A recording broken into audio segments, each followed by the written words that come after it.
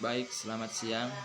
Pada kesempatan ini saya ingin menjelaskan sedikit materi tentang komunikasi yang efektif dalam organisasi untuk mengambil keputusan. Sebelum saya menjelaskan materinya, perkenalkan, nama saya Antonius Terong dengan NIM 1802020063. Langsung saja pada materinya. Yang pertama, pentingnya komunikasi efektif di dalam suatu organisasi. Terbagi menjadi beberapa bagian.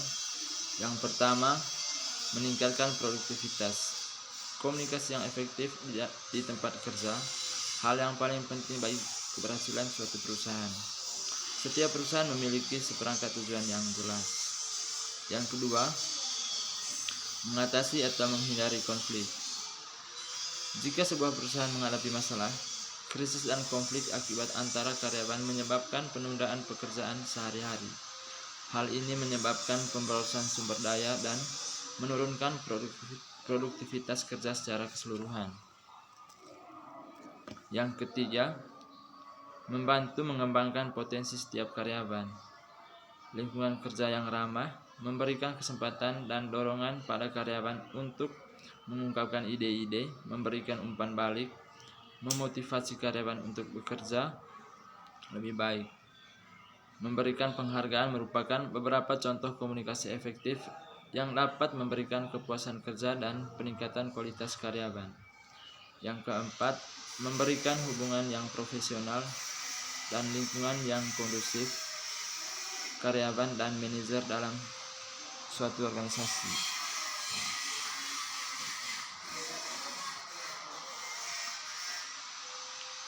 Yang berikutnya itu adalah komunikasi yang efektif. Komunikasi yang efektif dapat terlaksana apabila komunikator atau pemberi pesan dapat menyampaikan pesan yang dimaksud kepada komunikan atau penerima pesan.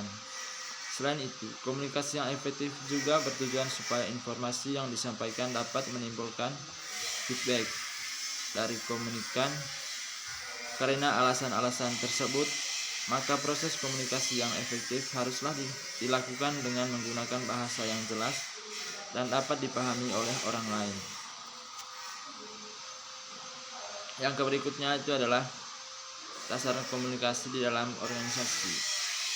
Terbagi menjadi 3 bentuk. Yang pertama, komunikasi vertikal. Bentuk komunikasi ini merupakan bentuk komunikasi yang terjadi dari bawah ke atas atau sebaliknya. Artinya, komunikasi yang disampaikan oleh pimpinan kepada bawahan dan dari bawahan kepada pemimpinan secara timbal balik. Yang berikutnya itu adalah fungsi komunikasi ke bawah. Digunakan pimpinan untuk yang pertama, melaksanakan kebijakan, prosedur kerja, peraturan dan instruksi. Yang kedua, memonitor pelaksanaan kerja bawahan. Yang ketiga, menyampaikan pengarahan, evaluasi dan teguran.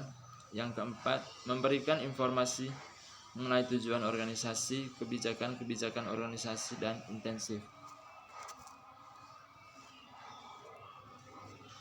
Yang berikutnya itu adalah fungsi komunikasi ke atas. Digunakan untuk yang pertama, memberikan pengertian mengenai laporan kerja, saran, usulan, opini, permohonan bantuan dan keluhan. Yang kedua, memperoleh informasi dari bawahan mengenai kegiatan dan pelaksanaan pekerjaan bawahan dan tingkat yang lebih rendah.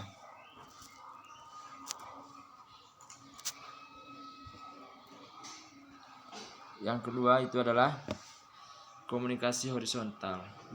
Bentuk komunikasi dalam organisasi ini adalah secara mendatar. Komunikasi ini berlangsung di antara sesama karyawan, pegawai, dan sebagainya. Komunikasi horizontal ini biasanya berlangsung di dalam situasi yang tidak formal. Yang ketiga adalah komunikasi diagonal. Bentuk komunikasi dalam organisasi ini sering juga disebut komunikasi silang.